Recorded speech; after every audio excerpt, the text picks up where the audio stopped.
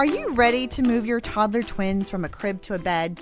How do you know if they're developmentally ready? And how can you make this transition safely and keep your own sanity in the process? Well, today we're talking with twin parents about how to successfully make that transition from a crib to a bed. This is Twin Talks. The ultrasound shows your babies to be healthy. What? Did you say babies? You're huge. Are you having twins? Are they natural? Which one do you like better? Twins, huh? My neighbor's cousin's brother's uncle's a twin. So can they read each other's minds? How do you tell them apart? Twins? You got a 2-for-1. Do twins run in your family? Double trouble. You're not having any more, are you? At least you're not Octomom. If you're pregnant with twins or you're an experienced twin parent, odds are you've heard it all before. Now it's time to hear from the experts. This is Twin Talks, Parenting Times 2. Well, welcome to Twin Talks, broadcasting from the Birth Education Center of San Diego. Twin Talks is your weekly online, on-the-go support group for expecting and new parents of twins. I'm your host, Christine Stewart Fitzgerald. Have you heard about the Twin Talks Club? Our members get bonus content after each new show, plus special giveaways and discounts. You can subscribe to our monthly Twin Talks newsletter and learn about the latest episodes available. Another way for you to stay connected is by downloading our free Twin Talks app, available in the Android and iTunes marketplace.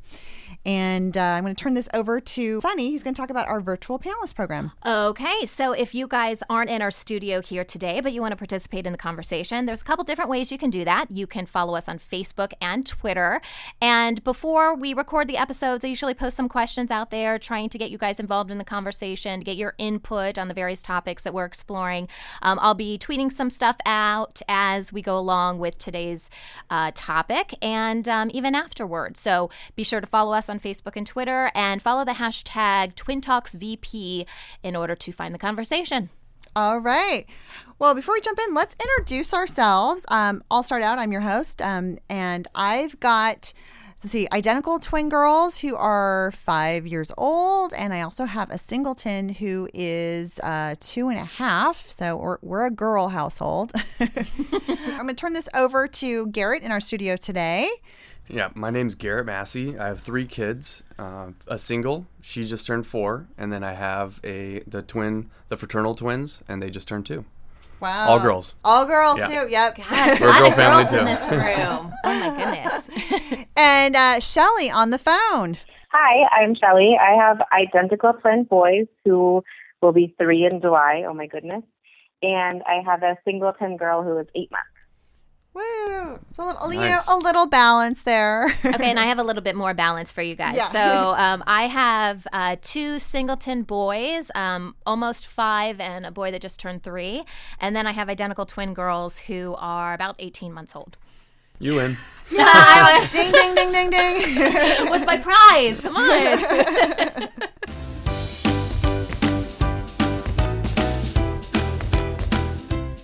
All right, so before we get started today, we have an app that we're going to talk about. I found this on iTunes. I thought it was kind of cute, and it had a lot to do with trying to get your kids to stay in bed, so I thought it was appropriate for today.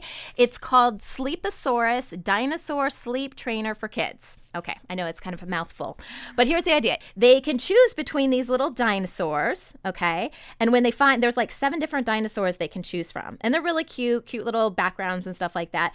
And when they find a dinosaur they like, you basically pull down this sack and all this like sleep stuff falls on them, okay? And the dinosaur falls asleep. Kind of like pixie dust. It's like pixie dust, right? And I had the sound turned off. But let me see if I can put it up there. You can hear some of the music. And on the previous screen, when you're selecting your dinosaur, they actually roar and do some cool stuff like that. So the idea is that your child sleeps along with the dinosaur. Now, there's no clock involved in this as far as like actual numbers or anything like that. It's all about like the visual of it being nighttime or the visual of it being daytime. So parents can come in and set whatever time that they want their child to wake up, and the screen will change from right now. It looks like it's nighttime, right? And your dinosaur's sleeping, and it will naturally wake up the child. And you can decide if you want it to wake up with music or how you want that basically to happen.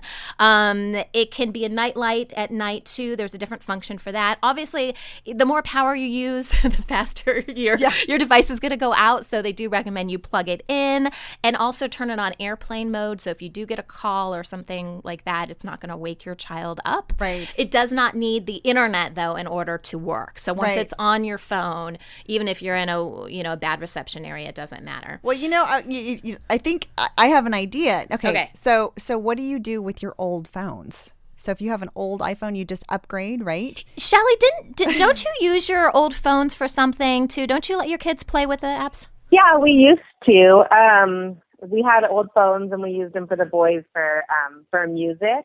And actually, I just upgraded my iPad. I needed a newer one for school, and my old iPad was they told me it was only worth $20 or something, so I kept it because I'm not going to sell an iPad for $20. So I actually have an iPad in my boys' room right now. We use it. It plays their bedtime playlist at night. There's like a little list of songs that they like to listen to. So I was just looking through this, and it seems like it will be pretty cool. They do love dinosaurs. We have a clock that does this, though. It turns green when it's time to get up in the morning. So the concept works really well. I wish I had seen this app. It's cheaper than the clock was. I think I have that same clock, Shelly, in my boys' rooms, too. But it seems to work. You guys are so high tech. I just have a little sound machine that shoots the light up on the ceiling. Oh, okay. It kind of goes around. There's little animals on there. Yeah. But Is that more for when they're going to sleep, though? That kind of soothes them? we did use that when they were going to sleep, but they're climbers, so they would get out of the bed and then climb up onto the changing table and get into the shelves. So we ended up actually turning off the light and just having the sound. Oh, no. Yeah, that makes sense. But I do like that app. It looks cool. Yeah, it looks kind of cool. But and I can relate too, because I think if they're under 3, let's just say, there's still that kind of not lack of understanding of, okay, is it daytime, is it nighttime, Right. especially when we come into the summer months, Right. And you have that earlier sunshine. It's it could be 5:45 in the morning and the sun's coming up, and it's wake up, it's playtime, right? But wait, no, is the light green? Right. So no, I can say I like that idea that you have some kind of visual reference that it's either it's still sleep time or if it's playtime, regardless of how much light we have coming in the room. Yeah, and it's $1.99. I didn't mention that. So when Shelly was talking about pricing, that's usually a lot. I think I paid like almost $40 for my little clock.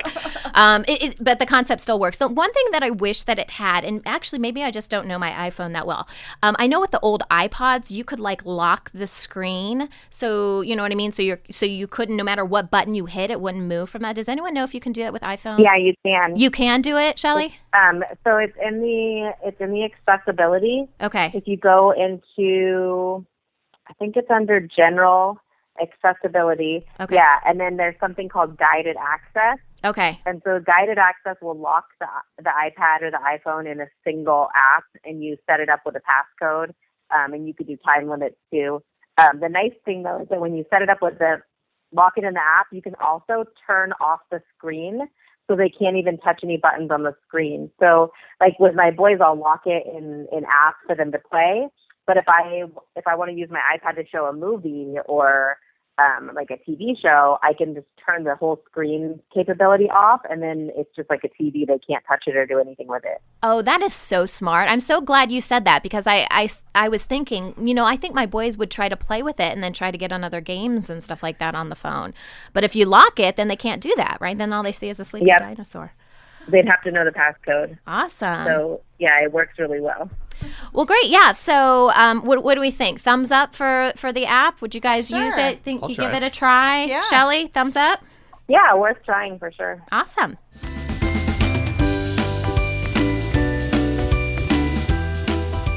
Okay, well, today we're continuing our series on twin transitions by exploring the often difficult task of moving your twins from a crib to a bed.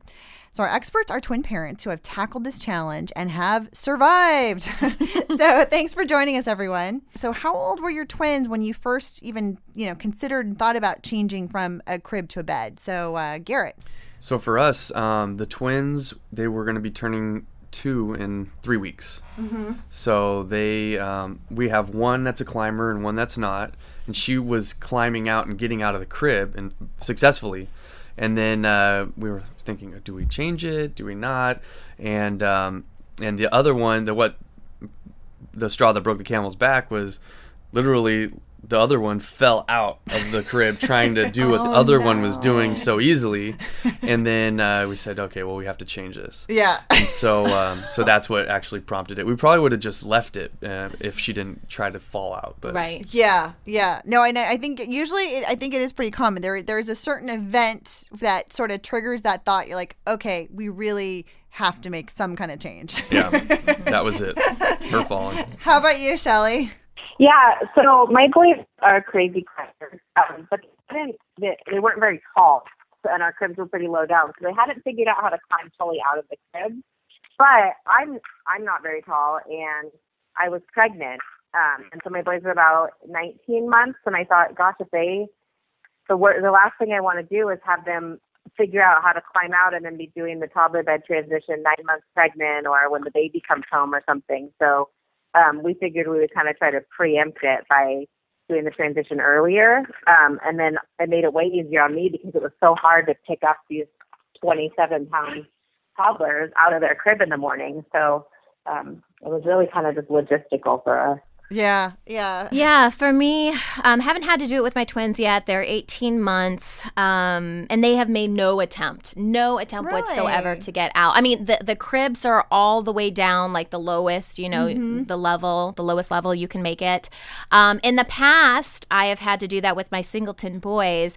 My now 5-year-old was about 18 months when he started to climb out of his crib, and he was like what you guys are describing, like a complete climber, like monkey status, right? And so he, what I was nervous about with that is that we were living in a different house and the nursery was kind of jam-packed with stuff. It was kind of a combination nursery and guest bedroom. So the crib was pretty close to a bed, and I was nervous, like it wouldn't take much at all for him to bonk his head on something else, and he just didn't have much room to get out if he fell out. So a couple times with him trying to get out, we just said, okay, and we had a bed that kind of converted into different ways. I know we'll probably talk about that later. And so we just kind of moved to the second stage with that. And then with my second son, it was more of the twins are coming. I need your crib. Yeah. So you're being evicted. Yeah. Right? Exactly. Oh, I know.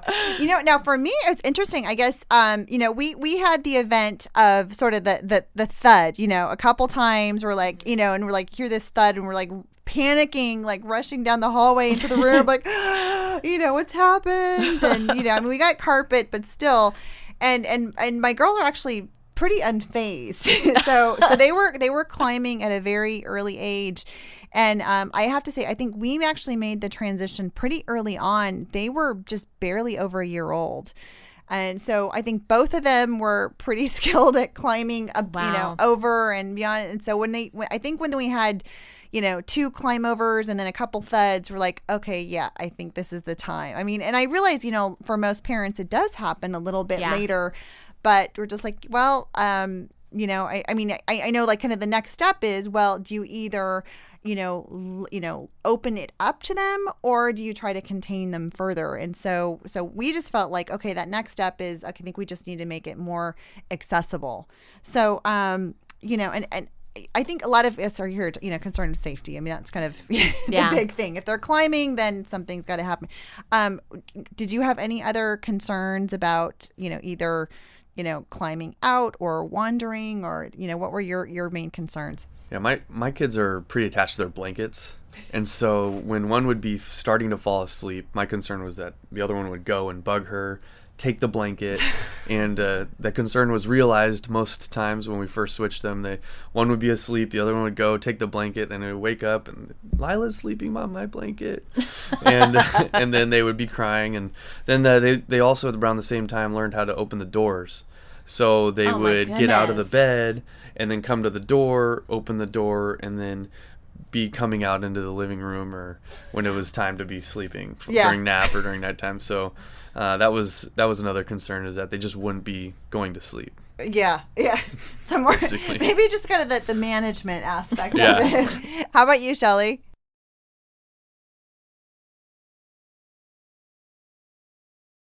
And they're climbers, so we were worried about what would happen, and yeah, I mean, it was they did get into everything. I mean, we had to take all of their toys out of their room. We had to put latches on their drawers because they were using the drawers as steps to climb up onto their dresser. They would climb into bed with each other, but then the cribs weren't big enough for 2 toddlers in one crib. So then one would fall out and get mad, and then, or they would climb into the wrong bed. Like Grayson would climb into Sawyer's bed, and Sawyer would scream because Grayson wouldn't get out of his bed. So, yeah, pretty much anything that could have gone wrong with 2 very young toddlers on their own in a room. Yeah, no, I hear you. I know. I one of my concerns was just that, okay, if we're going to open up their room, and yeah, I mean, they would climb up on dressers, and then, you know, we're in a 2-story house, and even though they could go up and down the stairs, you know, since it was pretty early, my thought was, well, okay, they're not totally steady. So I thought, okay, you know, I had this vision like, okay, what if they wake up at, you know, 6 a.m. and they're playing and they, you know, fall down the stairs and wandering around. You know, for me, I don't know if I was worried about this before, but a big change that happened, I can say with my boys, is that once they got out of crib status, then they were more mobile, they could get out. But it changed our bedtime routine drastically because I had to stay in there with them longer, and I'm still basically doing this. So once we made that transition, they just became more attached to us, and instead of being able to read them a nighttime story and do a little routine and then, oh, now I'm gonna put you in your crib and you're gonna go night-night, which I can do with my girls super easy, and they'll go right down and go to sleep. Suddenly when they're, you know, able to get in and out, it's more of just mom being in there until they go to sleep. So it's taken, you know, if you think about nap time, you know, if you have, we have 1 nap right now for my 3-year-old. So during nap time, and then at night, you know, that's 2 times that I'm laying down each day to help them go to sleep, you know? So I think the biggest change was really more for me really than for them, because it was so much more involved. Yeah. Kind of the minding and watching and, you know, just keeping them. And I think that's a pretty common, you know, challenge that every parent has, is just, you know, teaching them that level of self-control to, okay, stay in your bed. Yeah. And this is your bed. This is where you sleep. And even though you can get out of it on your own, you know, how do you stay in there? I know we earlier we reviewed the Sleeposaurus app, which I think is a great thing. And you know, and I think it'd be a great tool, you know, especially at this, you know, sort of toddler age. They can't read clocks. They don't know what's day, night, you know, especially if, you know, you're closing the drapes and making it dark, and you know, and using that to say, okay, here's, you know, we're telling you it's time to stay in bed.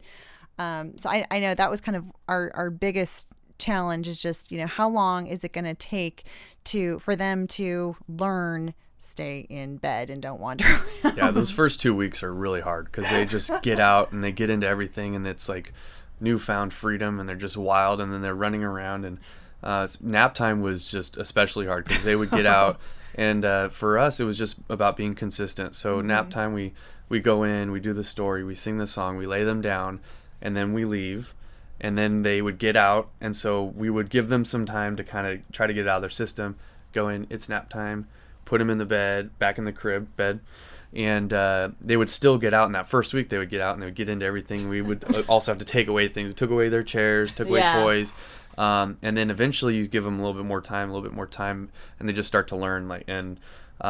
So now we're finally at a stage where they're just, you know, we put them in and they kind of will go down just pretty easily. So awesome. I guess we're lucky. We pretty much lost naps when we did the toddler bed transition. So it was hard because I'm a teacher during the school year, and my husband works at night. And then during the summer, though, he goes on the day shift. So I kind of turned into a stay-at-home mom. And so there I was, you know, 7 months pregnant with 2 boys who wouldn't sleep at all. So for a while, they would nap in their pack and plays so that they would be contained.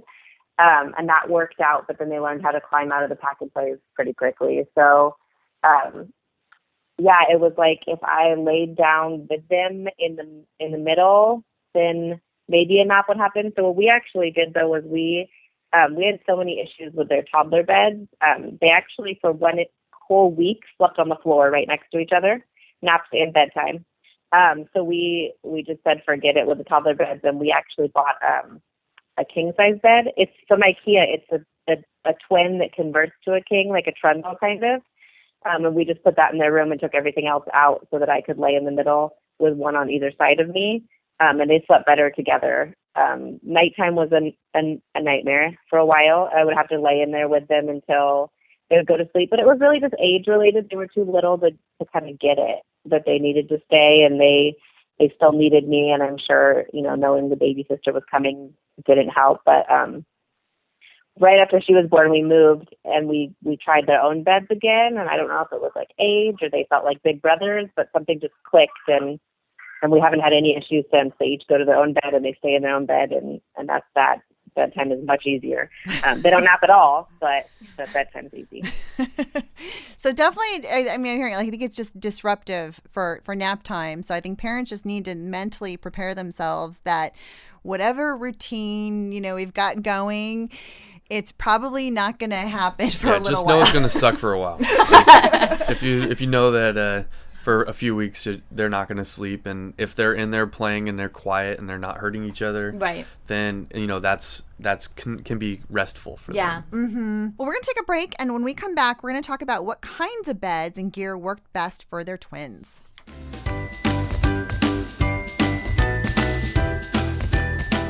Well, welcome back. Today we're talking with our twin parents about transitioning from a crib to a bed. So I think, Shelly, you kind of touched on it. We're talking about the different kinds of beds. I know we talk about toddler beds, but that's not always the go-to. There are other choices. Yeah, our cribs, you just took the side off of them, right? So they turned into little beds. And honestly, if it had been just one of them, that would have worked great. It probably would still be working great because they're low to the ground. If they fall out, it's not a very fall. It's like 6 inches. So no issues there.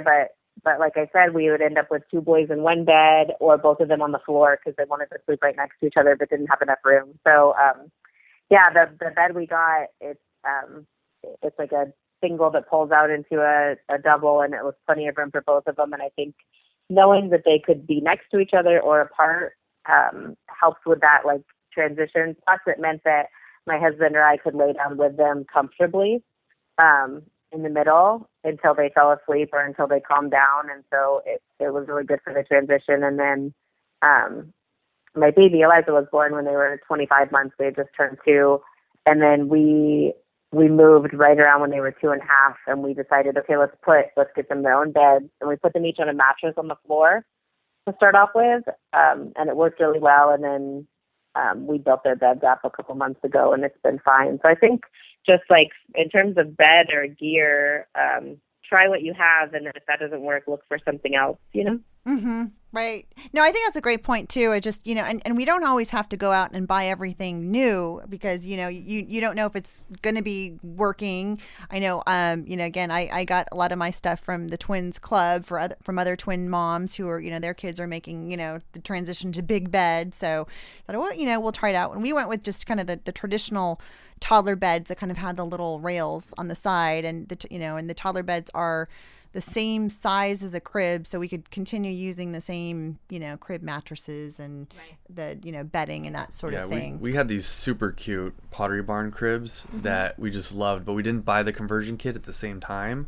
So when it was time to convert, we went to Pottery Barn and they said, oh, we have a new manufacturer for the crib and they don't line up properly, so you'd have to buy a whole new one.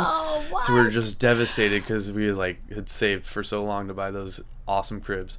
So then we ended up selling those and then buying like these little beds with the little rails just from Target.com, I think. Yeah. And they're super cheap, but they look cute, and the mattress fits. And, But yeah, so that was our crib gear. We had to sell the crib and then get the actual toddler bed because they're sharing a room, and so we don't have enough space in that room for all their stuff. Yeah.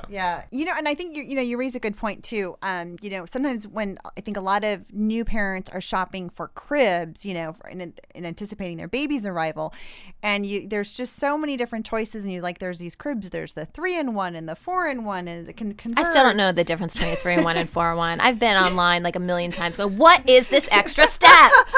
It's so I confusing. know. Well, it's fun because I know our cribs. So you can have the traditional crib with it's got all four little walls, so to speak, and then you could convert and essentially take the front of it off. So that's what we did when they were, let's just say, 14 months old. We took the front of them off, and so they could crawl in and out. And then I think I'm just trying to remember. I know it can convert to a full size bed. So we've actually held like the on headboard. The headboard, yes, the headboard, and I think you can use the footboard. Or yeah. And so we've held on to our cribs, although they have little beaver teeth marks all across the edge of it. Oh my gosh, that happened with my firstborn too. Oh my gosh, it's like a little termite. Yes. So I'm thinking probably at the time when they would have the big beds, it's probably not worth it. So, but I mean, kind of, to your point, Garrett, I think, a lot of times you're spending like hundreds of dollars on these really fancy cribs with these ideas that you're going to have it for years and years to come. And the reality is you probably don't use it that long. Yeah. Yeah, that was a bummer. Yeah, I've heard that from everybody. I want to say in my mom group, at least half of the people couldn't find the conversion kit. Or the conversion kit that they had bought was missing a piece, and then they didn't make the piece anymore. I've also heard the crib chewing. Two moms had those really fancy, expensive cribs, but their kids just gnawed it so much it was like, you're not going to use that for a 7-year-old. So, I mean, especially with 2 kids, I think my advice is cheapest cribs possible, because you don't know how the transition's going to go with twins. We bought the IKEA cribs, and thank goodness we didn't spend more because toddler beds were an epic fail. So, no, we kind of touched on the idea of sort of, setting rules and, like the idea of staying in bed. Now, did you guys have any sort of incentives as well? Sort of like, hey, if you stay in bed, you might, get something or I don't know, alternatively, would they get punished or, was there any sort of discipline? For us, it was, we would go in and do the routine once. So we would go in, for nap and for nighttime, it's the same routine. We go in, we read a book. They each pick a book, and so that's their special thing that they get to pick. And then we'll read that, then we sing a song, and it's the same song each time. And then we say, okay, it's time to get into the bed. And then they go off into their bed, and they bring their blankets. And so we tuck them in, and we just say night-night, and then we walk out. And so when we first did it, they were like looking around, and they said, oh wow, we can get out. So then we're going back and forth. So then we gave them some time. I would go in, get them and lay them back down, and I would say, hey, it's night time, you're going to be staying in here. And then they would just shake their head, but then in the back of their little gleaming eyes, they're going to get out. And we would do that over and over. And then after 2.5 hours, whenever their normal nap time was, it's okay. We're done. And then over time now, it's kind of gotten to a point where they are staying in there, and we never incentivize them to stay. But there were times where we would take the blanket away. Like, well, if you're not going to be sleeping, then you don't get the blanket. And then they would be freaking out about their blanket, and then we would give it back to them if they laid in their crib. So I guess that was kind of a reward punishment reversed. We had the problem where they were like making up all of these excuses, and they wanted me to lay in there with them, and they wanted me to sing 25 songs and read all of the books, and they'll just scream until I come back. And so what we did with that is we did kind of like a gradual, I would do our bedtime routine, and then I would tell them, okay, I need to go check on baby sister now. You have to stay in your bed. And then I turned the doorknob around, so there's a lock on the outside of their door. I only lock it when they're awake for safety concerns. I would never lock it overnight while they were sleeping. But it would just, that way I could see if they were headed for the door. It would give me enough time to go preempt them before they got all the way into the living room. So that made a huge difference.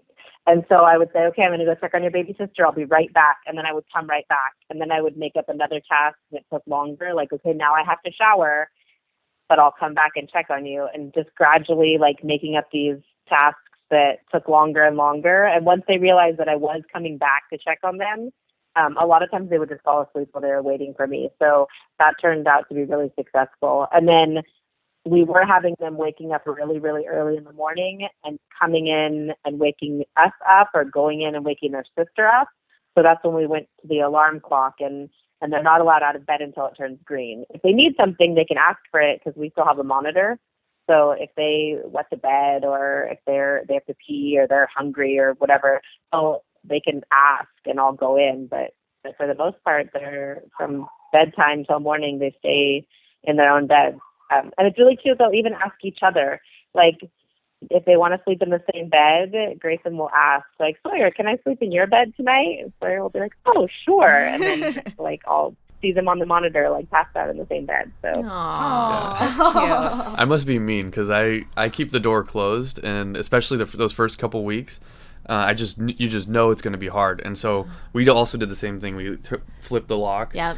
To put the lock because they know how to get out, and we would see their little fingers coming out from under the doors. We have like, pictures of them just going, and they, mommy, they can hear us out there talking. And we would just increase the time from, we would go in after 1 minute, and then we would go in after 2 minutes, put them back in, it's night time, go in after 4 minutes, and we keep increasing it. And then eventually they would just kind of pass out right there by the door. We'd have to go around to the other door because there's 2 doors in this room. And so now, we will find one sleeping by the door and one in in their bed, or they'll be in the middle of the room, and then we just kind of move them back in. But you just got to know it's going to be hard those first few weeks and the month. Naps are going to be messed up and everything. Well, speaking of timing, how long would you say it kind of took you to feel like, okay, they're doing it successfully? So a month or 2 weeks? It's been about a month since we changed them. Yeah, and they're doing fine with it. And you start to see their little patterns. Like their older sister goes to school Tuesday, Thursday, and we have to pick her up at 2. And so their nap is usually around 11 to 12, or kind of like right after lunch, and then they'll sleep for 3 hours if we let them, once they fall asleep. Mm-hmm. So we were having to wake them up to go to get her from school. So now I've been keeping them up. When we get back from picking her up, one will be asleep. I'll put her in, the other one wants a little snack, and then I say, okay, after a snack, it's time to go in for your nap. And so she's just like, okay, and we go and put her in, and the other one's asleep. So if one's already asleep, it makes it even better because then, they're not talking back and forth. Yeah. So it's been about a month, but they're killing it. But now. it's manageable. 1 month. I think we're probably about the same, somewhere between 2 weeks to a month. So it's not that bad. I'm just gonna keep my twins in their crib as long as I can. They have shown no signs of wanting to get out, and they've got their little babble they do with each other in the morning. So they're definitely developing their own little routines, but it's nothing. I'm sure once one does it. I miss the crib so bad. You could just go in and just put them in and have it be right down. They would be standing there looking and then finally fall asleep and just slump over. Yeah. I really think, like, barring them climbing out, or you need the crib for another baby, or, like it was becoming physically uncomfortable for me to lift them up, keep them in there as long as you can. Yeah. Because it was a really rough transition for us, because they really just weren't ready to have that much freedom at that age.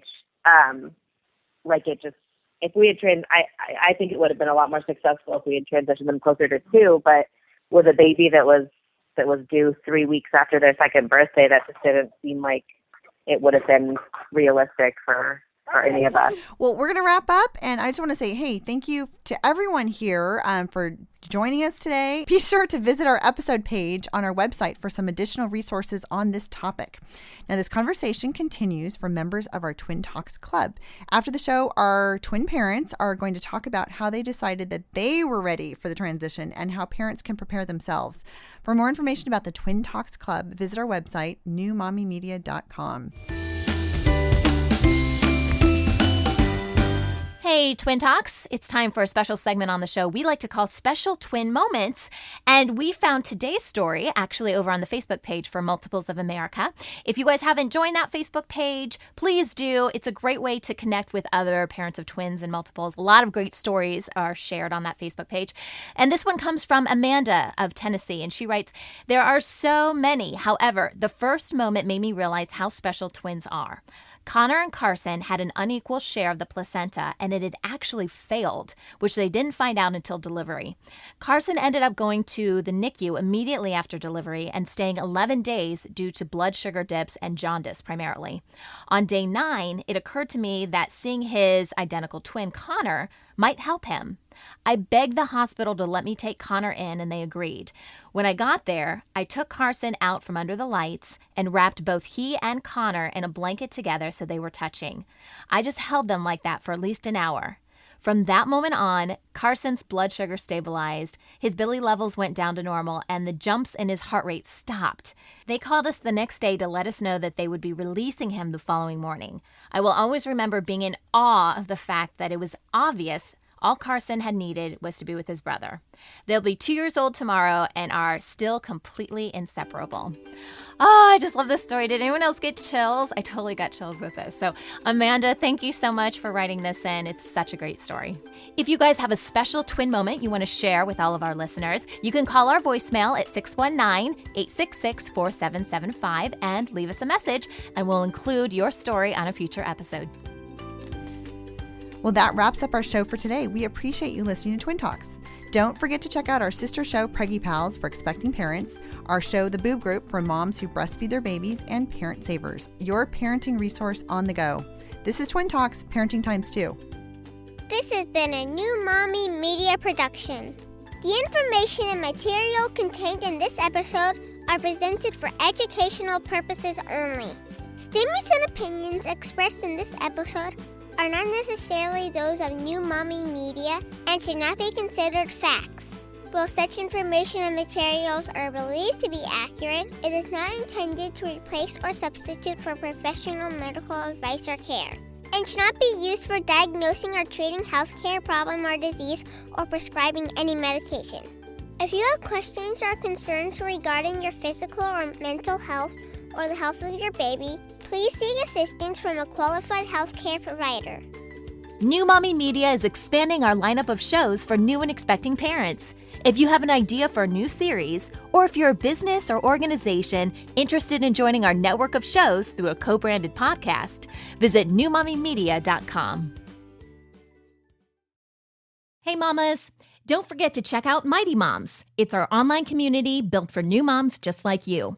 Not only can you connect with other moms, but you can also join us backstage for special mom-only online events. And you'll also be notified when we're recording, so you can join us as a special guest. Visit our website, newmommymedia.com, and click on the Mighty Moms banner. It's free. That's newmommymedia.com. See you there.